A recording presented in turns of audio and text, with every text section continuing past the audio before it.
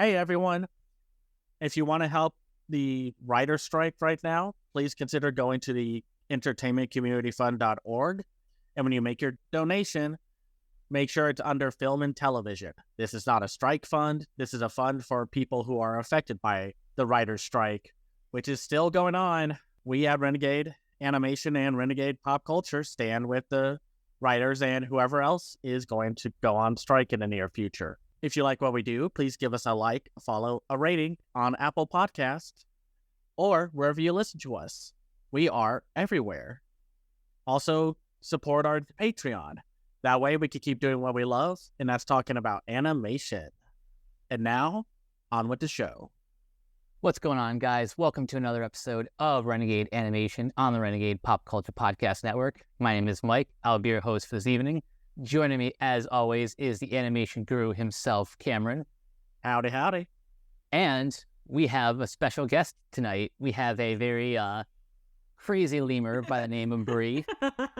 It's a pleasure to be here. I'm so glad as my Apple Watch goes off to kind of finally have the stars align where real life didn't preclude me from kind of joining in. So I am super stoked to be here because we have quite a bit to talk about.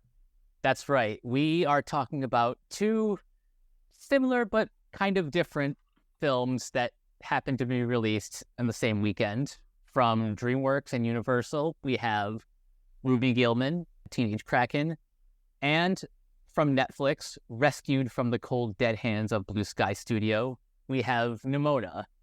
So first, we're going to talk a little bit about Ruby Gillman. Not just the movie, but the weird marketing, lack of marketing, how it's doing at the box office, all of that good stuff. So first of all, has everyone on the panel seen the movie? I haven't yet, but I just with the marketing. DreamWorks, yet again, is sort of the red-headed stepchild of Comcast, and honestly, that kind of just makes me sad inside. I did. I saw it today. Saw it at the earliest screening I could, and was one of only 6 people in the theaters. Yikes. Yeah. We're going to talk about how this movie got stuck in the worst place at the worst time. Yay, not really. It's more of a sad yay than a happy yay, so... I also saw it at the very first available screening this afternoon. It was in the second largest screening. It wasn't completely empty, but it also wasn't a full house either. There was probably at most 20, 30 people in there. The road to this film's release, first of all, the fact that it was announced, I think 3 months before the release date is concerning. I mean, it might have been even before that. I swear to God, the first trailer was only 2 months ago. I mean, I had kind of heard rumblings of this, but it's kind of disappointing to me that once again, ever since Comcast acquired DreamWorks from Jeffrey Katzenberg a couple of years ago, that Comcast, which is NBC Universal's parent company, seems only interested in legacy franchises versus original stories, which, I mean, Puss in Boots, The Last Witch didn't do well initially, but it got word of mouth. But it kind of feels like, especially with the announcement that it's going to be on video on demand and presumably Peacock in a couple of weeks, that Comcast just has no interest in seeing this movie succeed at all.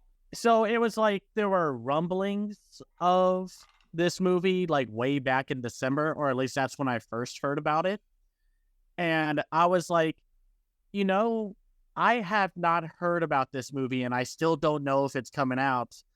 And then, a few months later, maybe April or something, when we got our first look at the movie with the teaser.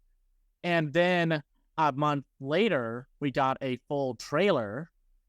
And then it got stuck in what is quite possibly the busiest month of animation that I have seen since I started writing about animated films all the way back in 2015. Because counting both limited, festival, and major theatrical releases, there were 7 animated films all in 1 month.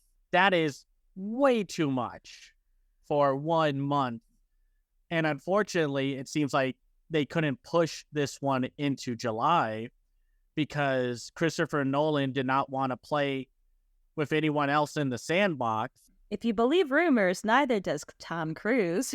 No. Oh, right. The thing about IMAX is that, like, you really only have screens for about a week, and at least like a very limited time. And in the case of Mission Impossible, they literally only have a week until Oppenheimer. Yeah, so unfortunately, like, it's weird because animation has been paced out so odd this year because we didn't get our first official theatrical animated film, not counting small releases or the Netflix releases, until April with the Mario movie. And then we go dead within the month of May. And then June was like, okay, we're going to give you Spider-Verse, Elemental, Lonely Castle in the Mirror, Nimona, Ruby Gillman, Deep Sea. And it's like, whoa, slow down. And then July, it's just like, we're going to give you nothing. I mean, and that's just in terms of animation. July is basically swallowed up by the Barbie, Oppenheimer, and Mission Impossible of the world. So I kind of get it, but still. Now, I have a question for you as far as the marketing, because oftentimes people will exaggerate when they say, like, a film has no marketing, but what they really mean, at least how I interpret it, is these people are not in the target demographic. So they're probably not watching Nickelodeon, like, more than, like, an hour a day, or maybe these people don't even have cable, or they use ad block when they're surfing the web. Would you say you were sufficiently exposed to any of these trailers? Not really. And actually, just coming to the trailer, just to kind of backtrack a bit, I remember I was in my screening of Spider-Verse opening day over in Atmos, and the Ruby Gillman trailer played. And the reaction that I heard from, like, the guy behind me, and this was very audible, is that, wow, this sucks. And honestly, he wasn't wrong. Like, this trailer did the movie absolutely no favors. Like, it was the most basic, milk white, generic trailer you could possibly put out. And the fact that it kind of, at least, you know, from what I read of the movie, gave most of it away. Like, not obviously the plot twist that happens. Sorry, I read ahead, so I wasn't, like, totally lost. But I'm not saying this movie was going to make $1 billion. In all honesty, it wasn't. But Comcast just fumbled the bag spectacularly and just left this movie to die. Like, not even have, like, a second chance. Like, I thought Strange World was bad, because to me that was blatant. But this was like, we literally do not care, and you should feel stupid for caring. I mean, that's the thing. I think Ruby Gillman, alongside Elemental, you know, 2 films that came out in the month of June, are the victims of probably some of the worst marketing of the year. Because with Elemental, it focused its point of view on the wrong aspects of it. While Ruby Gillman got, like, the, we're going to tell you everything Illumination marketing style. And it doesn't look all that impressive from a story and writing perspective, even though I think this film has a lot of charm to it, but we'll get to that in a moment. The last point I'll make about the marketing is I don't necessarily blame people for not necessarily being excited for this based on the marketing, but something that has apparently gotten me a lot of heat on Twitter is when I called out, let's be real, animation fans specifically, but I called out a lot of people in our community for not supporting original movies, even though they say they want originality in theaters. Yeah, I got a lot of heat for saying that, specifically in response to early Thursday night previews for the movie. And I want to just clarify that when I made that point, it doesn't necessarily mean, like, you have to go and see Ruby Gillman, even though you're not interested. But if this movie doesn't succeed, that hurts the chances of the next original project from any one of these studios, and then so on and so forth. It's not like I'm dying on the hill of this movie specifically, and we will get into our thoughts in a moment, but if you're asking for originality, you have to show up and put your money where your mouth is. And I saw a lot of ads for this when I was watching my parents' dog this past week. We were watching Hulu, and every other commercial break on Hulu had a Ruby Gillman ad on it. And I saw plenty of ads for this. I saw the trailer every time I saw an animated film in theaters. Same. And I've seen it on TV and on like Tubi or like other services, because I know a lot of people like to use ad block, and that could be a thing. And also, marketing is run by the algorithm. So if you're not looking for stuff like Ruby Gillman, then you are not going to get those ads for it, which is a big deal. And it's just like there needs to be a shift in how movies are marketed, because the algorithm is going to do more harm than good. Let's just say that. I mean, botched first impressions notwithstanding, I just don't believe people when they say I saw no marketing for it because of the reasons I just listed. So that's all. I definitely agree with that. But with all that said, why don't we actually talk about the film itself? Because believe it or not, there actually is a lot to discuss here.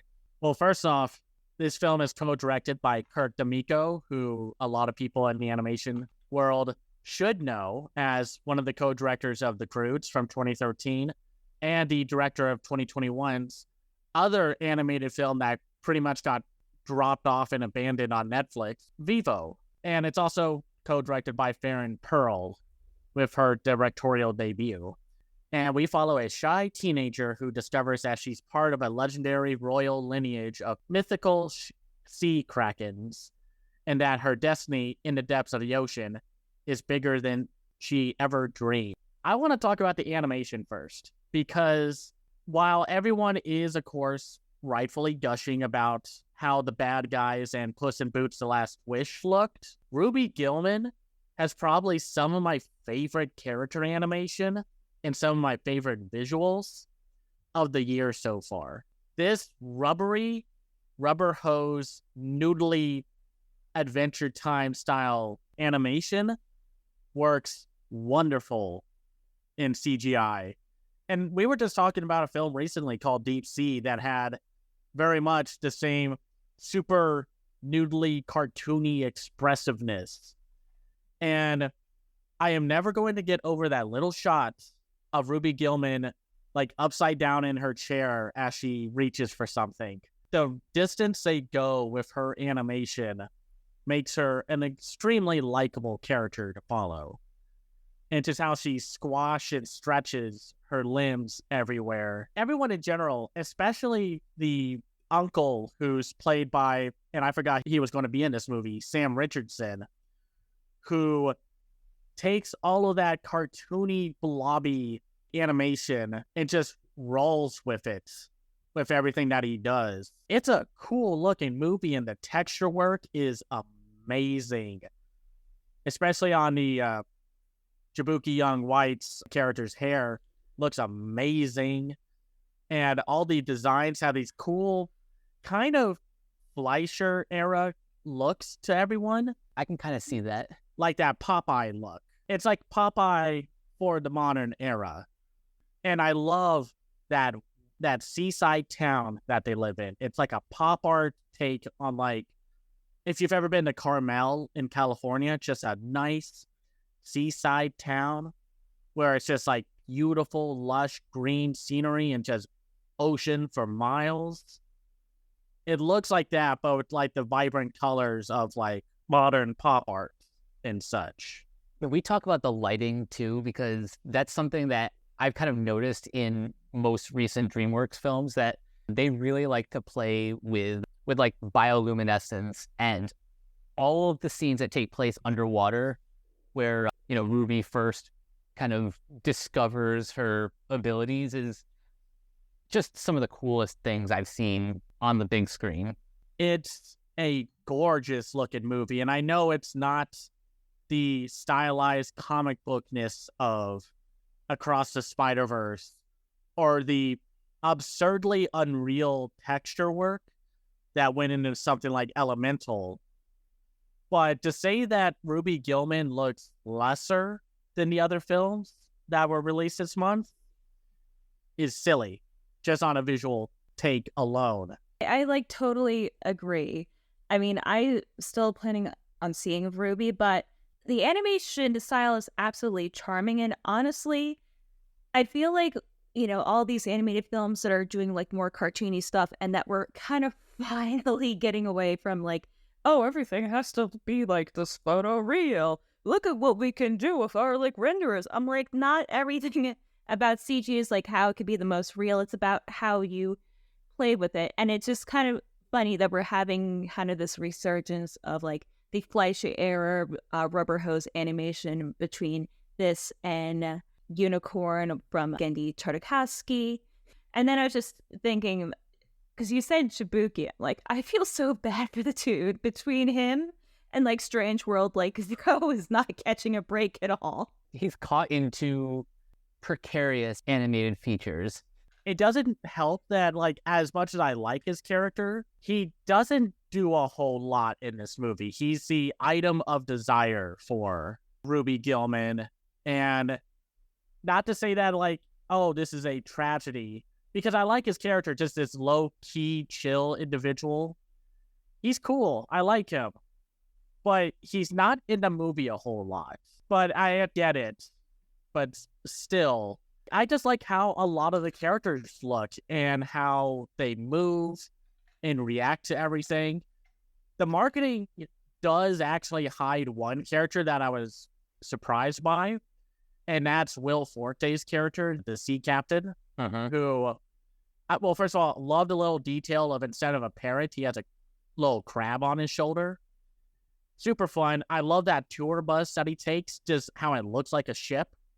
And when he first meets Ruby in the film, or at least when the audience meets these two characters, I love how when he looks down suspiciously at Ruby, how the ship leans down with him and then goes back up when he's just like, okay, back to the tour.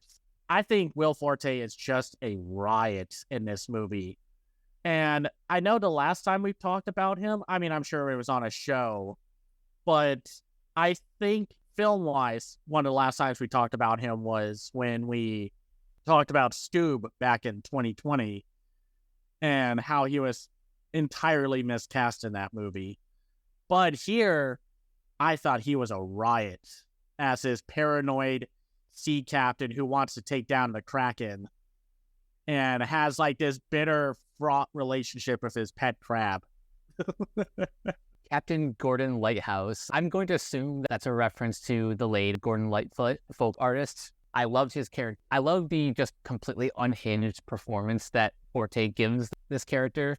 I also just love his dynamic with the rest of Ruby's family, like her dad and little brother Sam. Oh yeah, and Uncle Brill. A lot of this movie is elevated. Like, whatever problems you have with the story or the writing, the cast, while of course filled with celebrities, and of course we're not going to have that whole discussion right now of voice actors versus celebrity casting and what have you. But at least you have actors who have personality with their voices. Because you have Lena Condor, who everyone probably has seen from To All the Boys I've Loved Before film series on Netflix, as Ruby Gillman. And I love this shy, nervous wreck that she puts into Ruby Gillman. And she makes her so delightful. And Jane Fonda as Grandmama is super sassy and just kind of cynical. And Toni Collette and Coleman Domingo as Agatha Gilman and Arthur Gilman. Super fun parents. I love how proactive they are in the story instead of getting left to the sidelines. Yeah. I think that's a thing that's been improving a lot with animation these days, where they have more proactive parents. That was a bright spot in Onward, where the two brothers' mom was in the plot more often and not just in the background. And anytime you can put Toni Collette and Coleman Domingo together, I'm down. I will watch that rom-com or drama or action movie. Make it happen. I'll watch whatever they are in. I do find it funny that we are also in a month where I feel like precocious little boy characters aren't really all that important to the plot.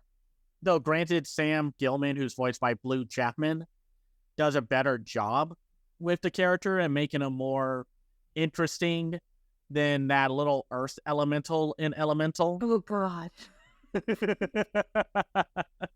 But that's also because Sam is more involved with the plot and not just, hey, I'm the wacky little brother. Whoa. Even like the side characters like Ruby's friend group are more within the wrapping of the plot, with them voiced by Liza Koshy, Eduardo Franco, and Ramona Young, who are, I love that little chaotic powder keg of friends right there. There's a couple characters that remind me a bit of characters from The Ghost and Molly McGee. I think Sam and Daryl would be like the best of friends. And Bliss is kind of like the goth version of Libby. The supporting cast in this film, they are a lot of fun. And of course, we can't talk about this movie without the very self-absorbed, egocentric Chelsea Van der Zee, which is, how did she describe her name? It was like, it's Polish. And then someone in the background said, wow, that's exotic. And she's voiced by Annie Murphy, who brings out the exact kind of drama queen, snarky, self-absorbed energy that you would want with someone like this. I know some people were saying this is very much in the same vein as Pixar's Turning Red, and also a slight cheap jab at The Little Mermaid because of how Chelsea looks like a very Gen X version of Ariel from The Little Mermaid. But I don't believe it as a total jab at The Little Mermaid, which came out this month also. Like, golly, a lot of movies came out this month. But still, like, I like her as a villain until we get to a certain point. We'll get there in a second, but I will say Annie Murphy gave the right performance for this character, whom honestly reminds me a lot more of like a character from Mean Girls than Ariel. Just because she has red hair doesn't necessarily mean they're poking fun at The Little Mermaid. It could just be a coincidence. It technically, like, I feel like DreamWorks' jab at The Little Mermaid was like the opening scene of Shrek 2, where Fiona just yeets the mermaid into the sea and she gets eaten by sharks. But no, Chelsea, at least from the couple of clips I've seen, total like Regina George energy. And I just love the voice performance. Like, it's total scene chewing, and I am totally here for it. A lot of the plot of this film, I feel like, is like part of its strength and its weakness in some regards, because there's a lot of ways you can take this story and the metaphors.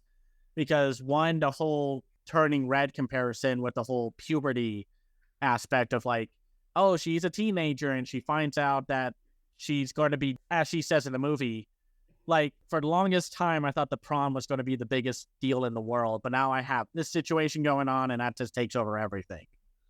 And I could kind of see that. I don't fully believe in the puberty symbolism. I kind of see it in either a literal and metaphorical fish out of water story, and maybe a slight hint at an LGBT story, just because of maybe the timing of just, you know, everything else burning down around us via the government. It feels like you could take the themes of it in a lot of different ways, and even like a little bit of Elemental's immigration story, or just like how she argues with her mom about how like she's had to hide how she's different from everyone. And I still love that little detail saying, like, I have to walk like I have a spine. When you see the clip of her screaming into her pillow, it's just like, oh, no, they have no spines. That is always my favorite shot in the trailer. Like, she's like screaming into her pillow and her arms are just like flailing all over the place. And when she like sneaks back into her room to hug her dog on her bed, how she just kind of plops down like a batch of noodles. Like, there's a lot of cool stuff, and they do some multimedia stuff, like some 2D elements here and there. And I like the look of the Krakens and the whole recontextualizing the story of the Krakens versus the mermaids. Because for a while we had like the mermaids being like this beautiful, elegant angels of the sea.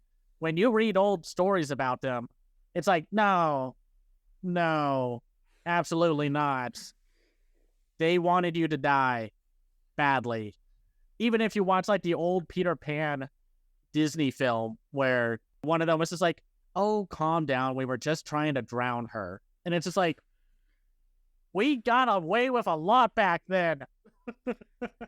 Murder is legal because we're hot. I like how it focuses on like the parents and like the generational divide, which a lot of animated films are doing right now, which I know a lot of people want to say rip-off or copying or cloning or whatever, but a lot of the times it's just timing. I am sure a bunch of studios are all hearing the same ideas or elevator pitches at the same time. That's why we had, like 4 Bigfoot or Yeti movies, like animated films? I remember that. Yeah, like 2018 had Smallfoot, and then 2019 had The Missing Link and Abominable from DreamWorks. So it's like, this happens. And I know that's kind of DreamWorks' kind of ugly history of like, oh, so you're doing Finding Nemo.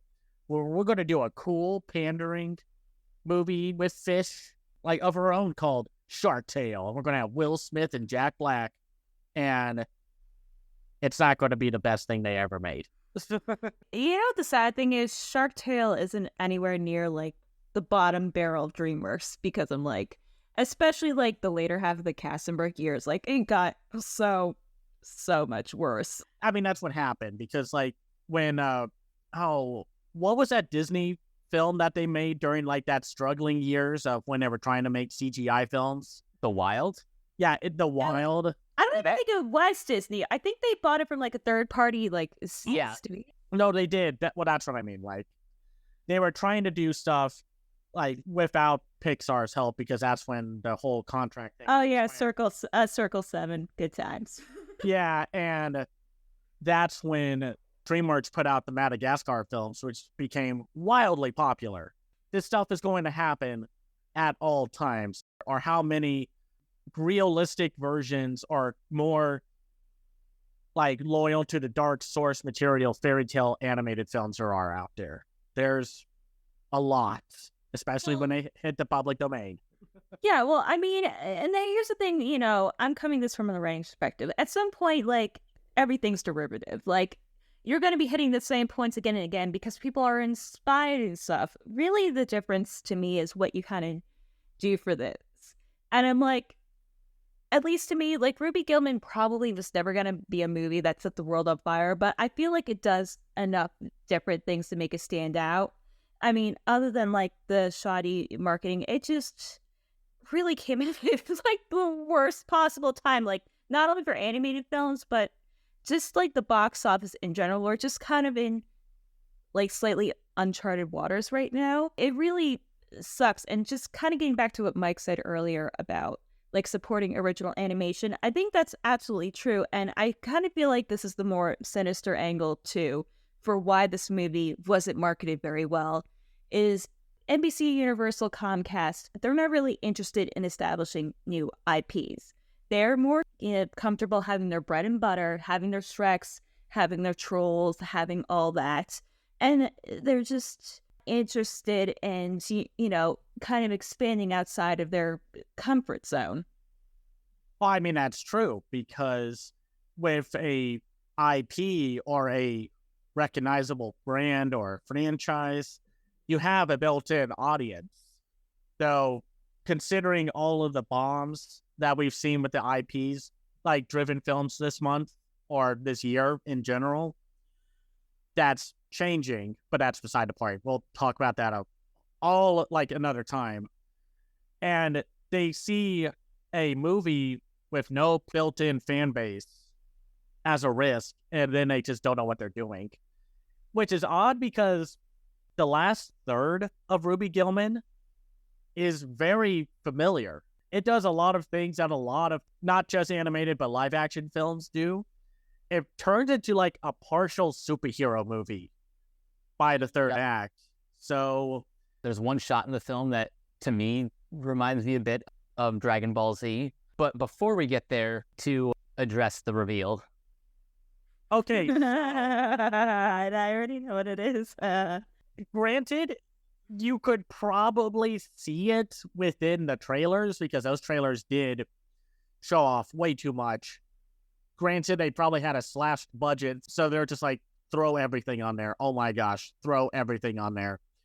And you find out that like as Ruby and Chelsea are becoming friends and doing a whole thing where Ruby ignores her family and her friends and gets this trident that will, as Ruby is told, will either kill Krakens or help bring peace and harmony to the mermaids and the Krakens and just the world of monsters and such. And then Chelsea reveals that she is, in fact, the mermaid queen and is going to kill the remaining Krakens and rule the world.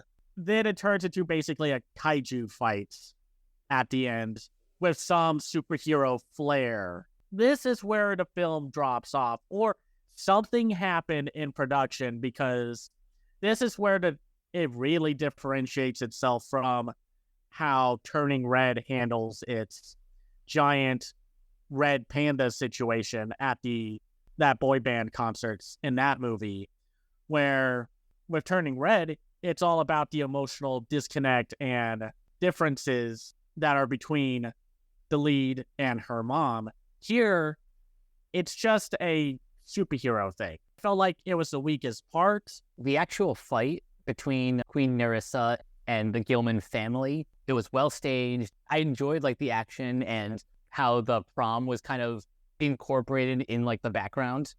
But just the reveal that Chelsea has been sort of going undercover, taking revenge on Ruby's mother and, doing all that spiel. It's a little bit disappointing because what they were kind of setting up before the reveal was something that I thought was a little bit more interesting. Aside from what the trailer gave away, I thought like they were really going in like a direction of Chelsea and Ruby kind of working together to stop this cycle of violence, but then no, it just turns out Grandmama has been right this whole time, that mermaids are just vain narcissists out for their own gain, and we got to stop them. It's so disappointing how it resulted in that, because it then makes what it was a super special film end on a very generic note. Like, I could not differentiate the third act fight with what happened with like Transformers and such.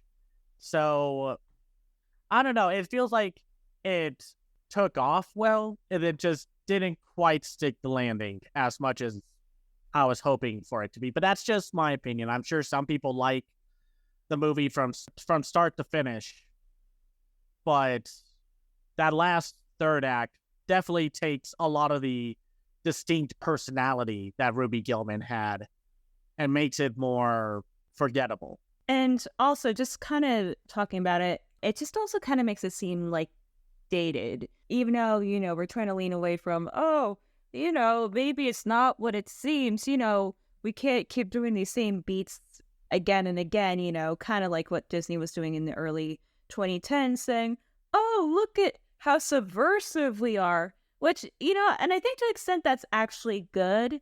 And I feel like having a balance between, having, traditional and then having more in-depth storytelling, like that is super important.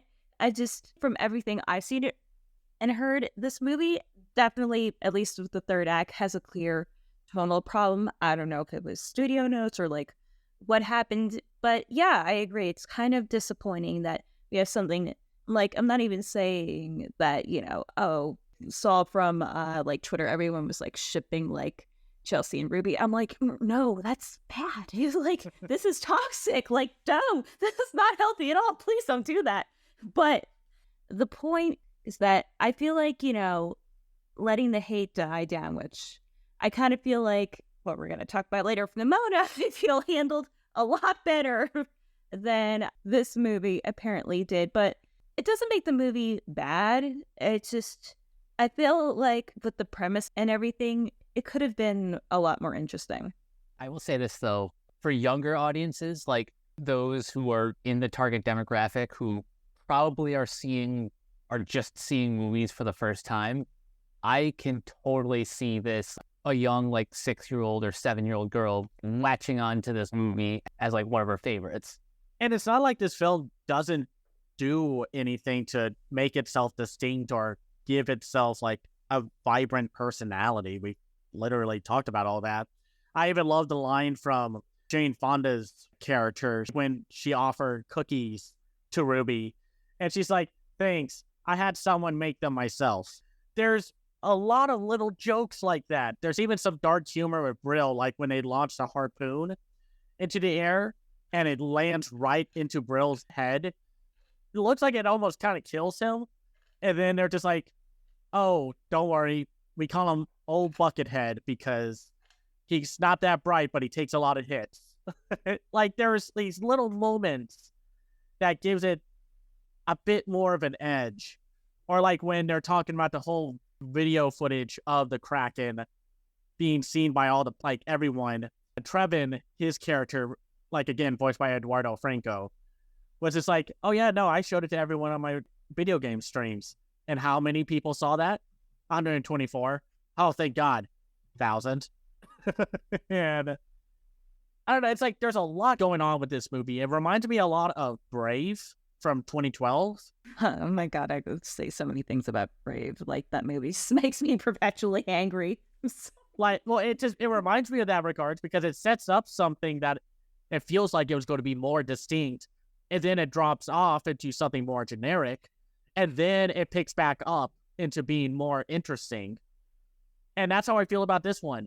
It starts from the beginning to the middle as something unique and different, and then the third act kind of brings it all back down to something more, I guess, palatable for audiences, even though we literally just went through Across the Spider-Verse, which ends and has a story that is way more challenging than most animated films are willing to tackle.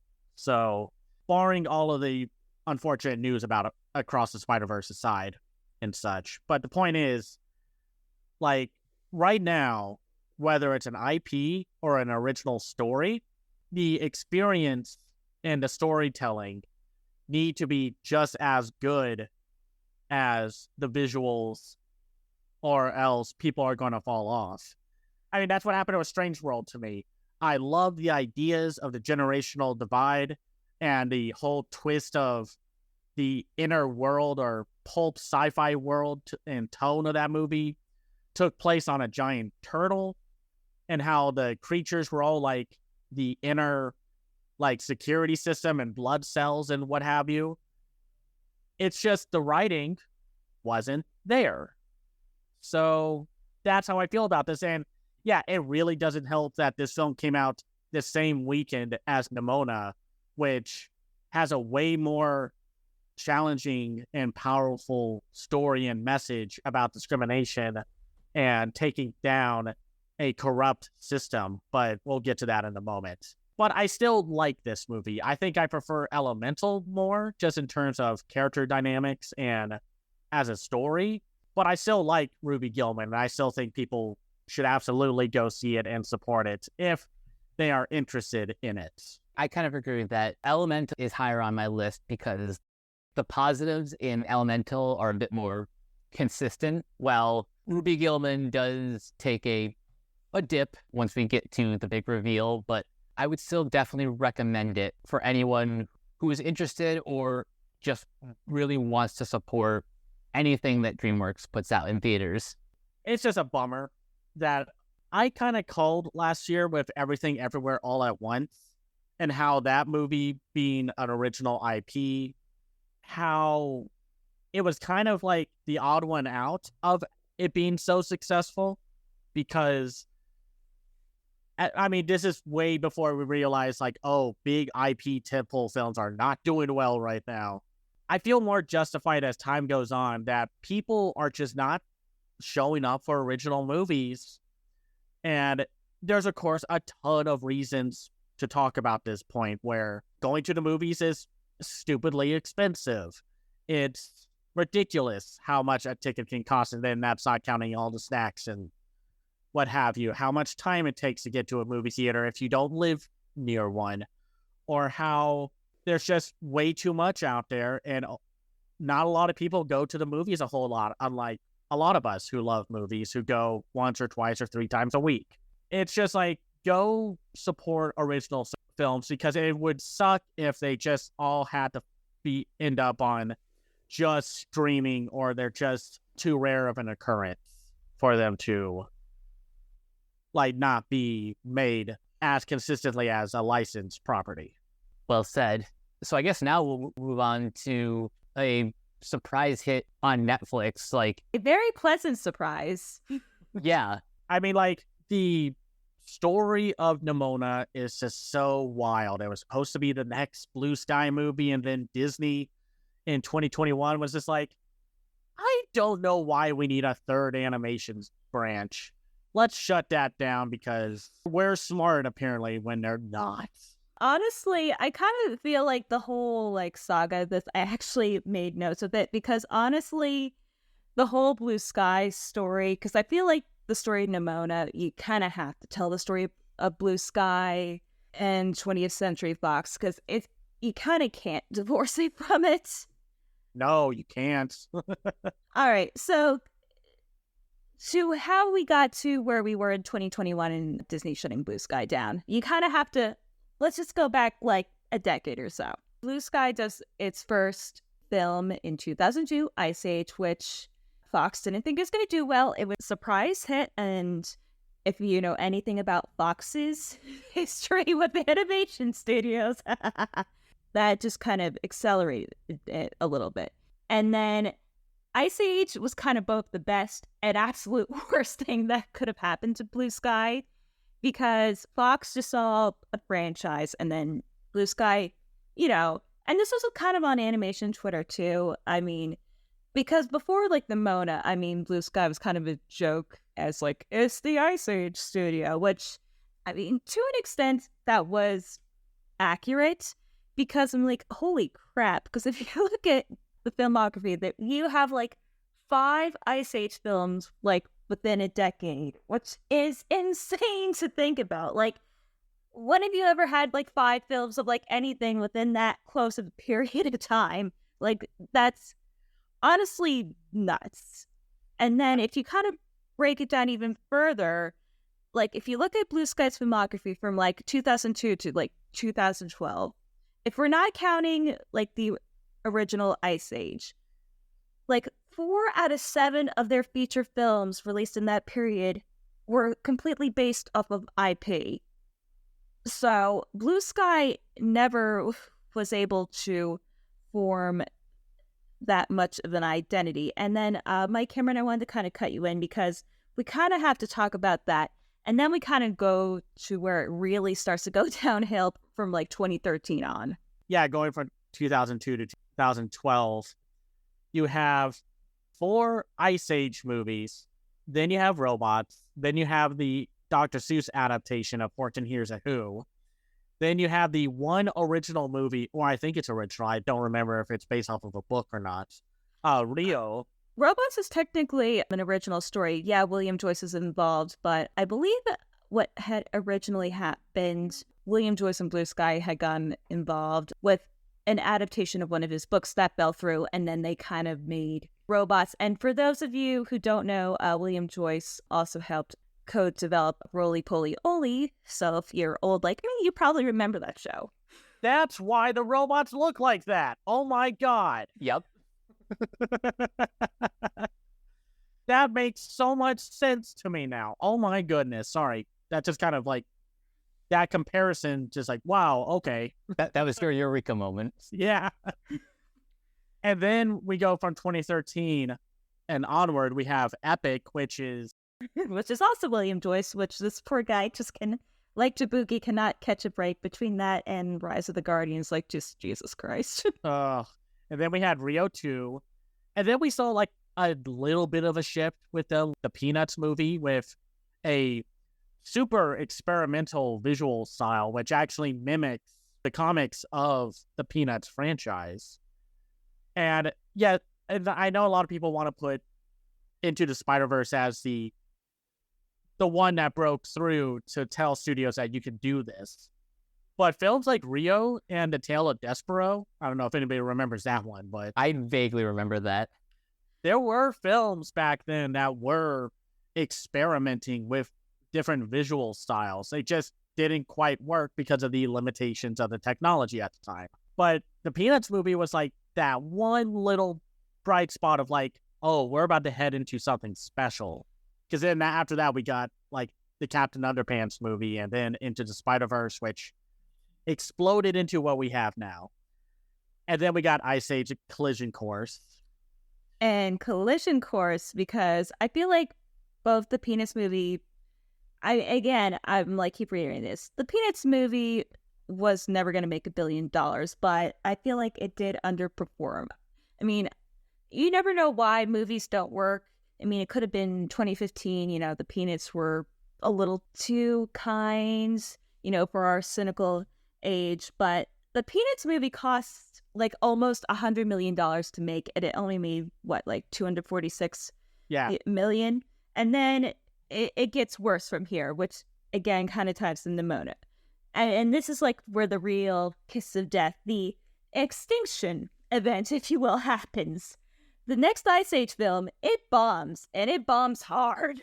And then Ferdinand doesn't do well. And like, yes, I wasn't super in love with it, but I found myself watching Ferdinand. And I was like, they're really onto something here. This is really good. Do I agree with its Oscar nomination? That's a discussion for another time. But I get it. And then Spies in Disguise was like really good, really interesting, and really challenging despite its goofy antics. And then Nimona was supposed to be next. And then we almost never got it because Disney was bleeding money so hard, so fast. And they, for some reason, tried to think that cutting Blue Sky mid-production, or, I mean, the notes on whether, like, how long in production Nimona was in before they had to completely shift to a different studio is kind of up in the air. Some say 50, some say 75%, but it's a bummer with what happened. And then we got that one little bright spot with Netflix in 2022 saying, guess what movie we just saved? We're going to get Nimona finished. And then the whole world was just like, yes, yes, yes, yes. And then Netflix started canceling everything under the sun.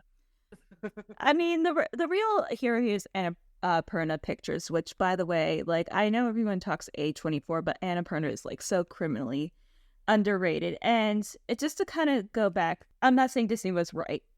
They weren't. But from a business perspective, like, I can almost see where they're coming from. So Blue Sky's like last 4 movies prior to that had either vastly underperformed or were straight up bombs. So under the circumstances, it was kind of reasonable to think Nimona probably wasn't going to do great. And if you saw how they marketed Spies in Disguise, they probably weren't going to help that movie. Well, they also placed it in the same month as even though it wasn't a great movie, but it was released the same month, almost maybe the same week as the last Star Wars movie. Spies in Disguise was on Christmas Day. The week before was Rise of Skywalker. What I call the rise of discourse. Yeah. But now we have Nimona, and oh my gosh, it's so good.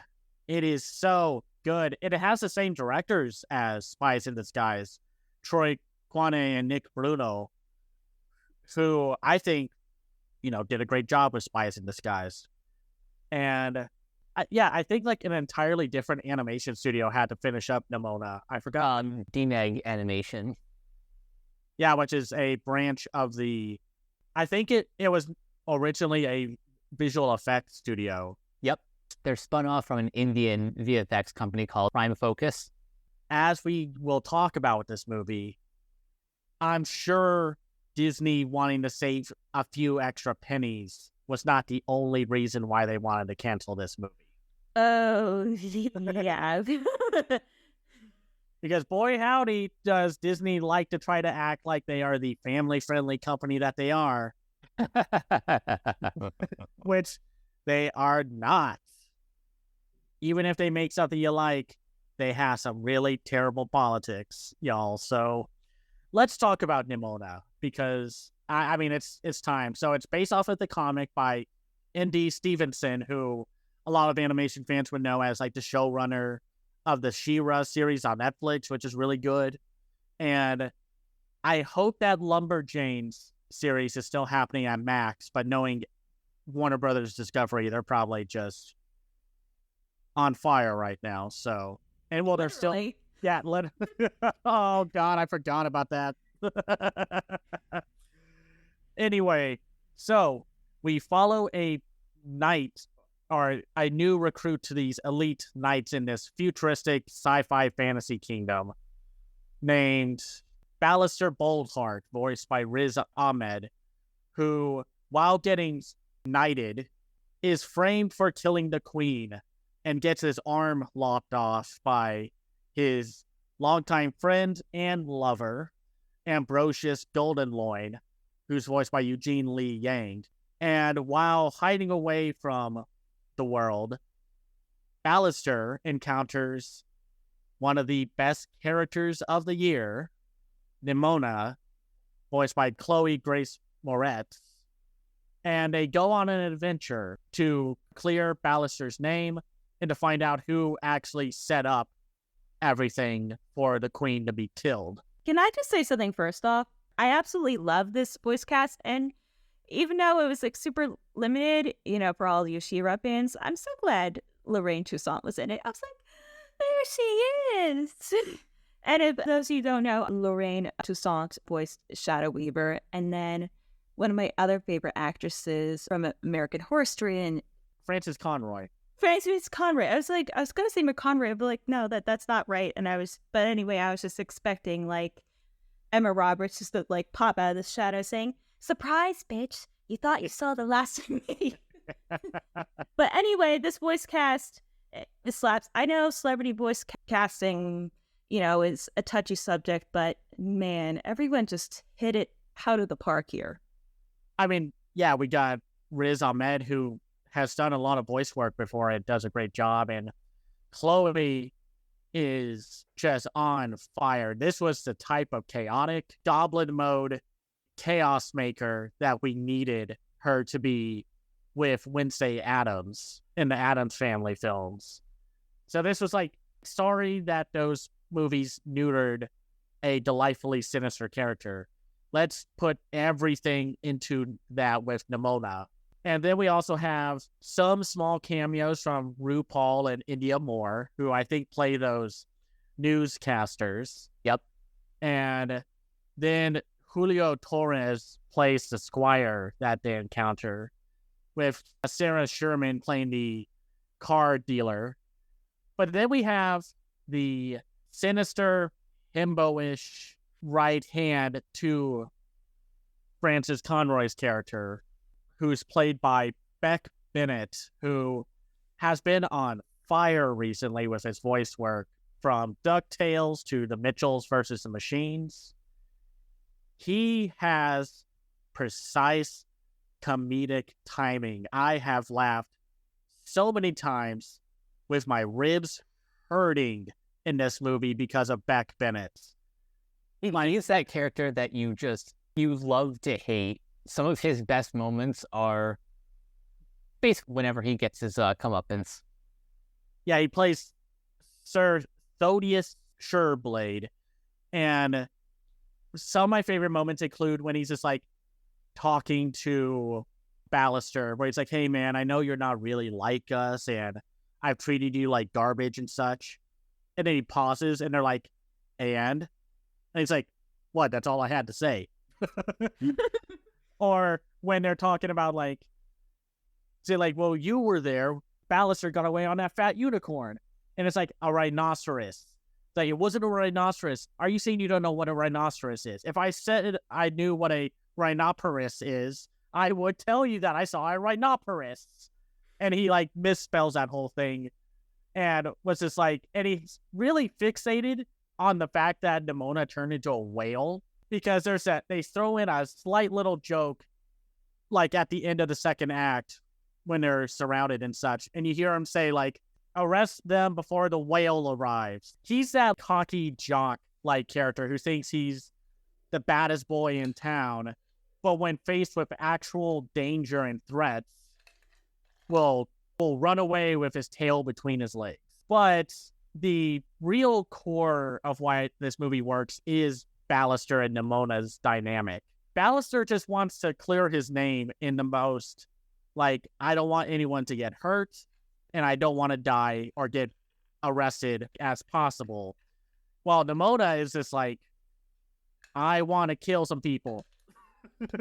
She is probably one of the few protagonists who is complete chaotic neutral. Very much so. I love when they're escaping after that first time. And you see that whole room of just like either dead or knocked out guards. And she was just like, they were there like that when I got here. It's like, sure they were. They are just adorable together. I love that there's, well, first of all, hooray for all of the LGBT representation here. And not just hand-wavy nonsense that like Disney likes to do with their movies, but like actual, no other way to look at it, gay representation and non-binary representation. This movie is gay with a capital G, and I love it. Yeah, it is just so unapologetically queer, and it just between like this and then, you know, if you want to read it that way, but I think it's kind of impossible not to read it that way, the Gwen story, which that's more of like an allegory, but this right here, this is like so unapologetically queer that no amount of editing in the world can kind of divorce it from that.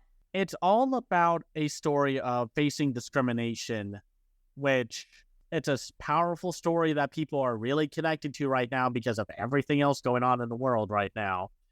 And feeling like you have the entire world against you and a system that will not let you win.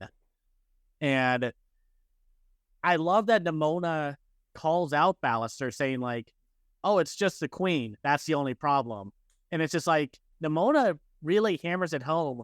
It's not just one person. It's an entire system that is corrupt. And no other animated film from a major studio is ever, like, it seems like they are never willing to actually go the distance to actually call that part out. This goes above and beyond to actually call out that it's not just one person who we have to take down. It's like, we have to burn down the entire institution. Which is why I thought they were going to do that in Frozen 2 before they just, like... And out? Yeah, they chickened out hard. They literally set all that up to chicken out because they didn't want to alienate anyone, which is why that movie blows in so many regards. I've seen the documentary. I kind of like the movie, but that's beside the point. My point is they were willing to actually take the extra steps to say the system is corrupt. We need to take it down bit by bit by bit. And that's what's so cool about the story and the characters, because of like, you can definitely take a lot of different angles and perspectives with Nimona and Ballister's dynamic and chemistry, because Ballister, even if we didn't know about him being gay, which is very early on, he was an outsider. He was not born of wealth. So everyone's just like, oh, well, how dare he not have an easy ticket to the top like we do? And it's just so cool that this movie actually goes the distance. Brie, I want to let you go first because there are just like so many different themes with this film, but is there one in particular that you sort of like grasped onto? You know what? Actually, there is. But before I get to that, I just want to go the tangent that of like how queer this movie is. That the fact that Ballister is gay is like just like a footnote. Like it's like, oh, it's there. It's like not even that important. I guess we've all seen the movie, so spoilers if anyone's listening to this. I'm sorry you had like 3 days. It's not my problem. With the big reveal of the truth about Glorf, like I felt like that hit home so hard. I mean, because you could really read that relationship between Nimona and Glorf like two ways. I'm like, it's clearly a friendship.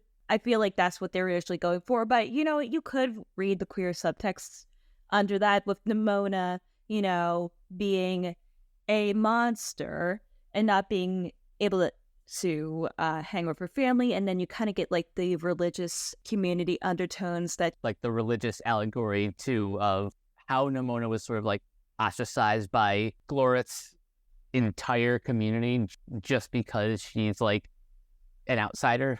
I mean, you take the LGBT angle of it, and a constant thing about Nimona's character is that she or they, I've heard two different ways of how she identifies herself. Like when anyone says, like, who are you? What are you? She's like, I'm Nimona. And she sticks that energy, that proud pride of like, this is who I am. I have no label. And how she can shapeshift.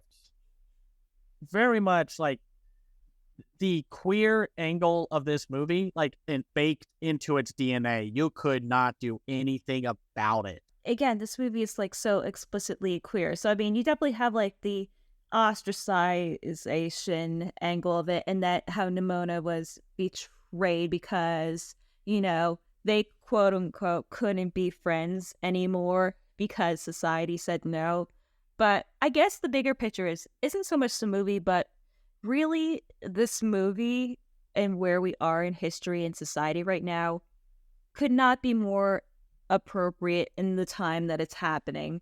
Like this movie, it just literally is coming out at the perfect time and a very pivotal moment of where, at least in the United States, where we're kind of heading as a society. Which is kind of scary to think about because barely even a decade ago, it looked like things were actually heading in like the right direction. And then 2016 happens, and I don't think I need to explain where we were. Mike, how dare you bring politics into a politically charged movie? How dare you? No. Sorry, I'm just cutting ahead of making fun of all those idiots who think you can separate politics and art, which you can't. Which, by the way, like, the one argument that always makes me laugh my ass off, pardon my French, is there's this one argument on Twitter where some weeb was convinced that One Piece isn't political. I'm like, excuse me? It's literally about a bunch of pirates dismantling the world government. How is it? What are you looking at? I know. It's like the whole thing, like, oh, watch the anime, where, it's not woke and shit. I'm like, yes, it is. It's incredibly progressive and left-leaning and totally on the side of the pirates, even the bad guys. And it's interesting to see how, this little detail went around Twitter when the movie came out on Friday.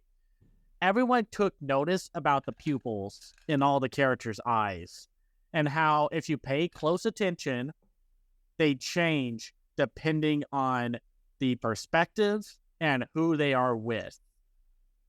And it's such a cool little detail in a movie full of cool little details that it's amazing what they were able to do with this animation. So, like, at first when I saw this movie's animation, I was caught off guard a little, but it took very little time for me to get onto its wavelength and to see Nimona.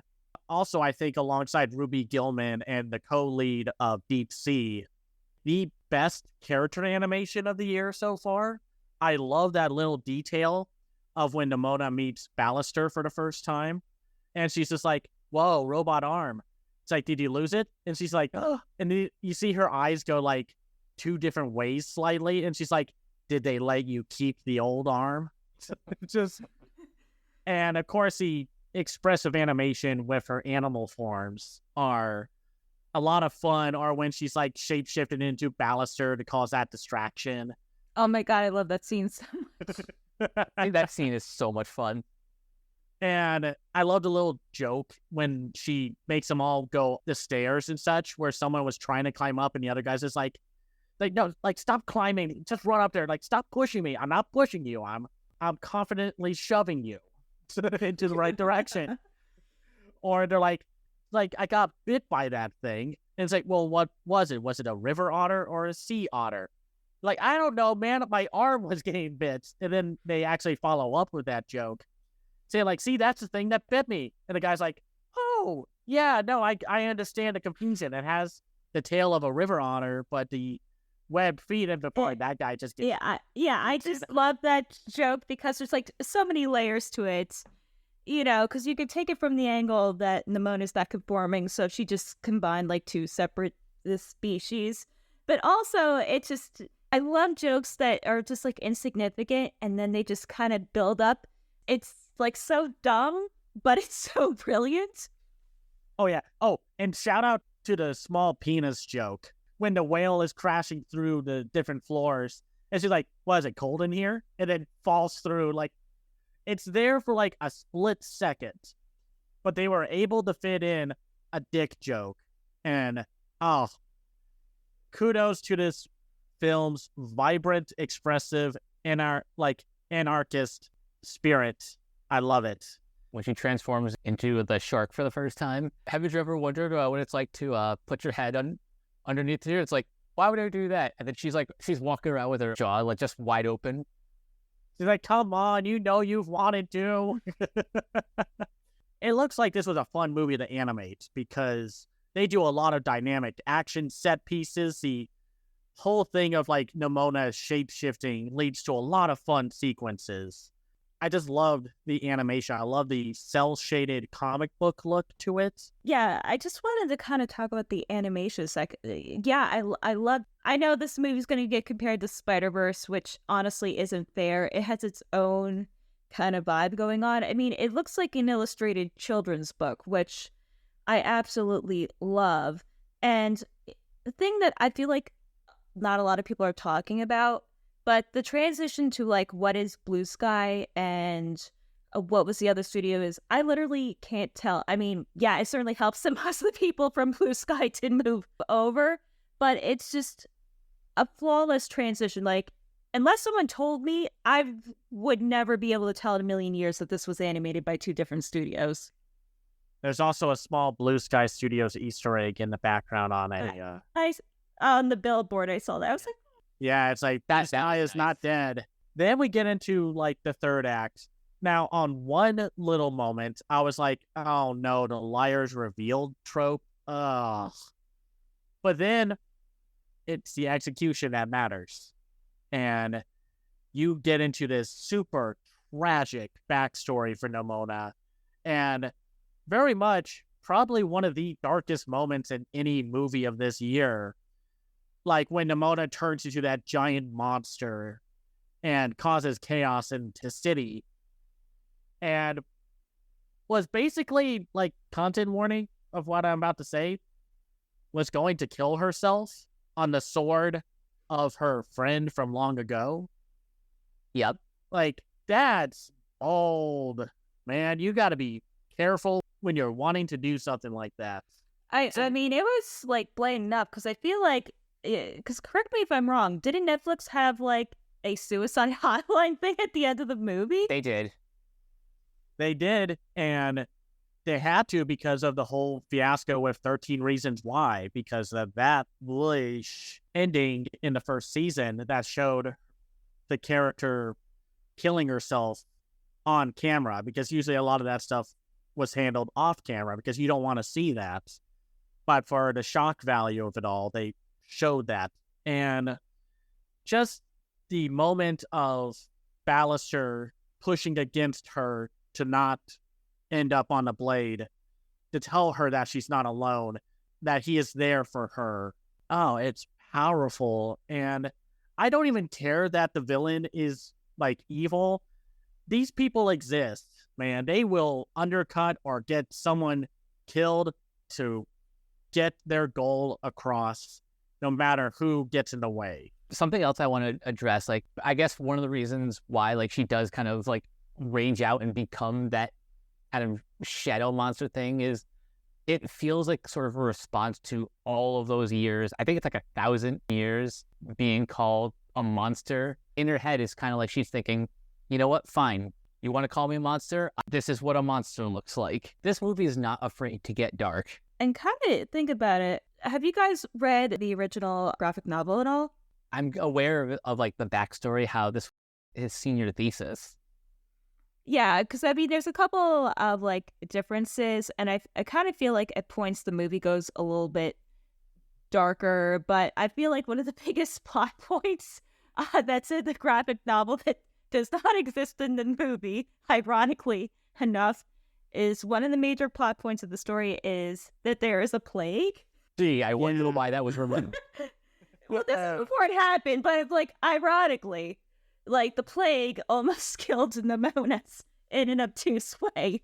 I like the ending to the movie where they do take down the villain and that there is actual systemic change within the world and the kingdom. Like the knights don't come off as imposing. They take down the big defense cannons. They literally open up the world to new ideas because the whole kingdom was all about the propaganda, painting fear and hate into its citizens. And then at the end, it's like, gee, being open, loving, supportive, and again, open to new ideas and not being a raging bigot can lead to a better life and a better world. Who knew? Anyone could have told you that. You shouldn't need a movie to tell you that, but we do because this world sucks sometimes. It's golly. Like, what a time for this film to come out. Granted, I wish it didn't come out on the last day of Pride Month, but I kind of get it. Weird timing aside, I think this movie did come out exactly when it needed to.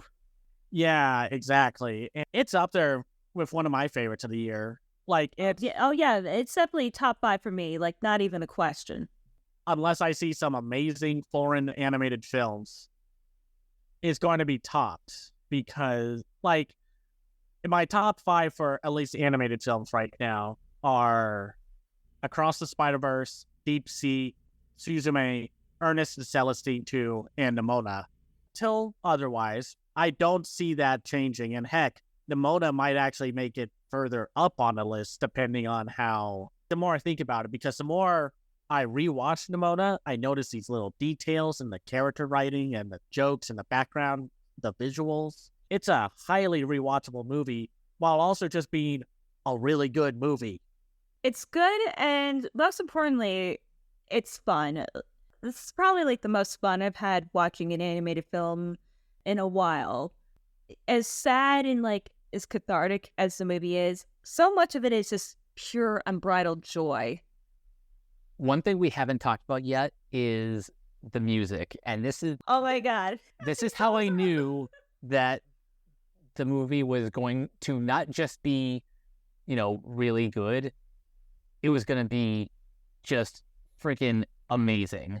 So the score is composed by Christopher Beck. I've always been a fan of like his previous work, like on the Frozen films and the first Pitch Perfect, but there's something about this score that it spoke to me personally. Maybe it's because I am the metalhead of the group. Nimona's theme really goes hard. I love the song T-Rex by Kaye. The use of like distorted guitars and the background music during a lot of the action scenes, that's Like, this movie just has a very punk and metal vibe that just is completely on my level. Oh, absolutely. And I love the vocalization who Merritt Lear did the vocalizations. And there was definitely sort of like an indie, sort of like metric vibe, which oddly enough, there was one of my favorite metric songs are in there. And like half my indie favorites are in there. I was like, wow, this has like half of my Apple Music playlist. I'm like, this film gets me. Man, the punk rock aesthetic goes from the visuals to the writing to the music. It's so perfectly cohesive. Just love it. But you know what? This movie and a lot of, I don't want to say children's media because that's kind of like dismissive. But anytime you use Dope St. Jude's Girl Like, use the uncensored version. Come on. You know you want to. Nimona is just so fun. It's one of those movies you watch that is just, you love movies and it makes you love animation and just cinema. It's not the big award season things that show up at the end of the year.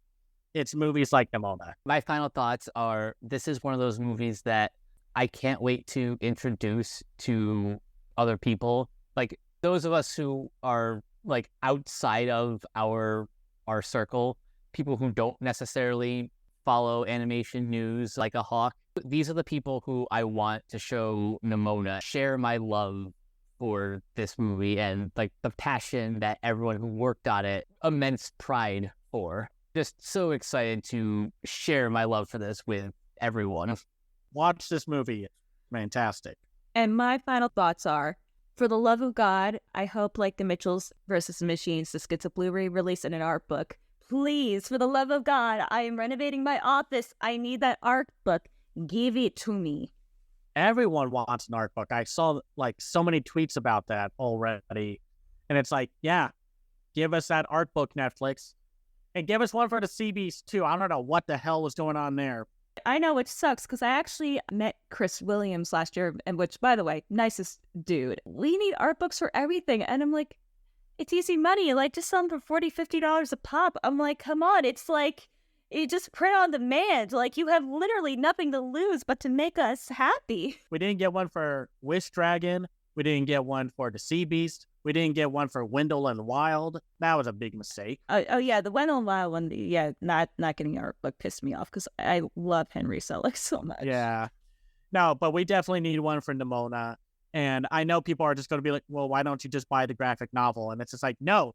Well, I will buy the graphic novel, but that's beside the point. I actually have the hardcover, which I recommend. It's a lot nicer. The only thing that's like kind of awkward is that it has ND's like dead name, and I'm like, if I ever meet them, I just want to take a Sharpie saying, please fix this so I don't feel weird about it.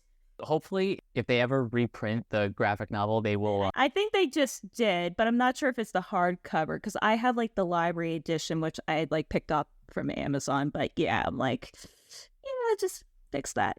I'm gonna like a more up-to-date copy, so I'm not carrying around the dead name. But yeah, congratulations to ND, to DNEG Animation, to the old crew at Blue Sky, to Nick and Troy. Everyone did a spectacular job with this.